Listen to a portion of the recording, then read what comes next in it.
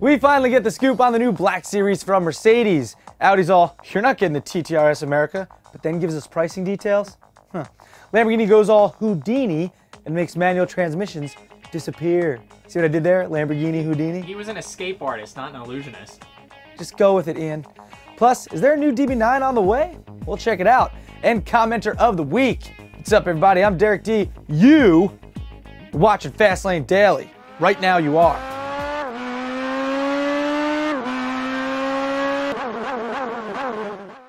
Last week we showed you the latest spy shots of the new Mercedes C-Class Black Series. Now we can finally show you what the car will actually look like.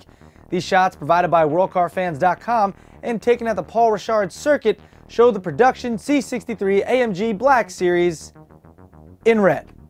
Likely a long lead press event, some idiot just got him or herself blacklisted for these photos and disinvited from Mercedes' annual German comedy dinner in Stuttgart.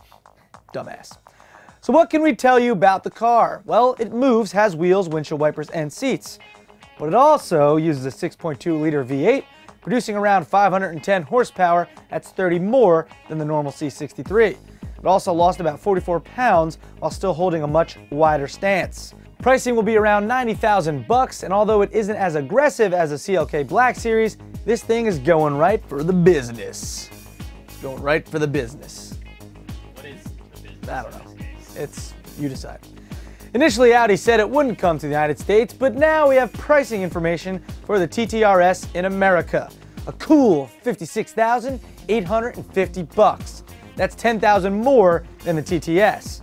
The 2.5-liter 5-cylinder will push out 355 horsepower and hit 60 in that amount of time. That's 4.1 seconds. I counted in my head. That was way longer. No way. Yeah, was it? Yeah, it was. Sorry. According to our sources, according to our sources, Audi of America is evaluating how the TTRS does in the US market. If it does well, they'll even consider bringing over the RS3. Yes, please. TTRS deliveries will start later this summer. Are you gonna buy one? Did you guys buy one? Yeah. Jeff, would you buy one? Well, you love Audi, but still. Actually, no. No, not a TTRS? No. No. RS3? Yeah. And sister company to Audi, Lamborghini, has officially stated that the manual transmission is dead. Wait, it's dead? Yeah. Well, when did it die? Why didn't someone tell me about this? When's the funeral? Is there going to be a viewing? Probably not. Anyway, with only 2% of their cars currently being produced with a stick, and the Aventador not having the option for one, the company's director of R&D said don't expect one with the Gallardo replacement due out late next year. Lamborghini continues to push the bar, developing and incorporating new materials into their rides. It's becoming increasingly difficult and expensive for the company to design around an option that only 2% of people would use. In other news, the unicorn horn shift knob will also be discontinued. So sad. I was gonna have one of those installed. Fucking what? Unicorn horn shift knob. No more. What about the well scrotum leather seats? That's still around. And finally, in our internet rumor mill, well, not finally yet, we still have commenter of the week, but in our internet rumor mill, the 8-year-old Aston Martin DB9 will undergo a major facelift. How do we know that? Well, we don't. We just said it because we wanted to. Nah, I'm just kidding. We know it a little bit. These spy shots were recently shot of a heavily camouflaged prototype leaving the Aston Martin Nürburgring facility. It is almost certainly the new DB9 replacement. Things on tap: Barrage-style headlamps, the 6-liter V12 motor as we'd expect, and larger gauges, I guess? Okay, honestly, we don't know jack, but something is in the works. That's all I'm saying. And speaking of the works, you guys know what time it is? What does that have to do with the That was a terrible transition. Works has nothing to do with what time it actually is. It's everyone's favorite commenter of the week time. That's what it is. Comment our show, yeah, commenter of the week. This is a random comments. Thanks, guys. This is a random comment from a big fan of the Viper, apparently. He goes by the name Viper Boss 74. He said, "Hey FLD, any word on the new Viper? I can't find any information anywhere. You guys are the official private eyes for all things cars, and I know if there is news, you guys will have it first. Big fan, and DD is the surrounded with nothing but blue chip draft picks with Leo, Alex, and the rest of the crew.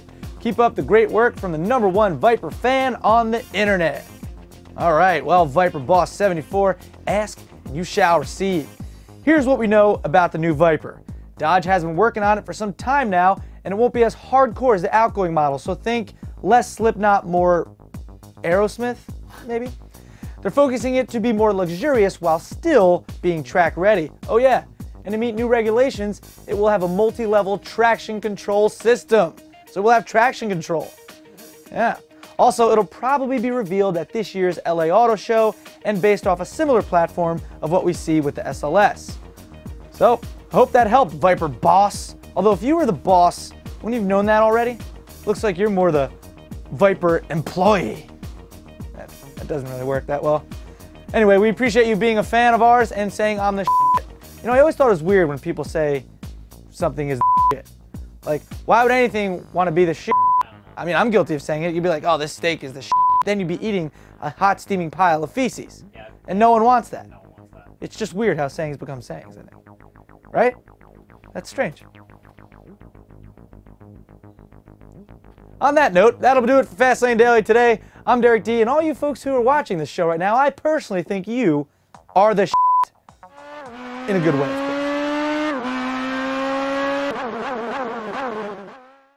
course.